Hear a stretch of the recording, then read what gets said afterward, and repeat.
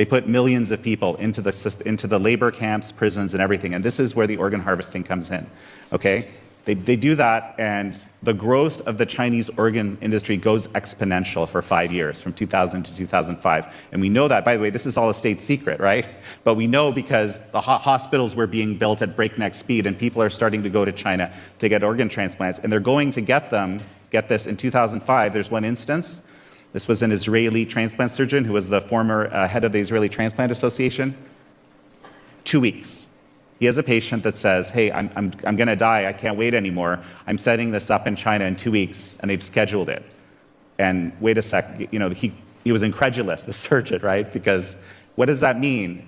You can't transplant from a cold body. It's a very specific situation. Someone has to be brain dead, but body alive, largely.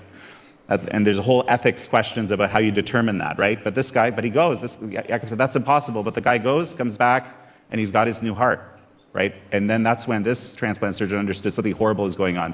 Because first of all, how can you get a perfect match, right? It has to be the right size, the right tissue, right blood type, all of this stuff, right? And 2 weeks, that's impossible. That's why you wait for years, because someone has to just die in the right way. Well, so I'm not gonna give you the entire picture of the research because this has taken 20 odd years to do.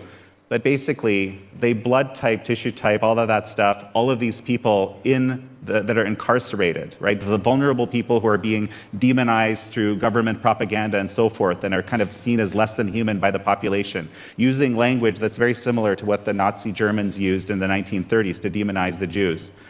And basically, that's how you can, and this is the name of the book I'm writing right now, Kill to Order, right? Because you have a database of everybody's vitals, right? And that's how you can get it. I even know one credible case, I just learned about it in the last month, of 3 days for a liver. Okay, and that's so there are black markets for organs all over the world. To be clear, this is not, the organ trade is not unique to communist China, but the scale and just the ability to deliver so quickly because you have a farm, basically, and I hate to say it this way, of living people.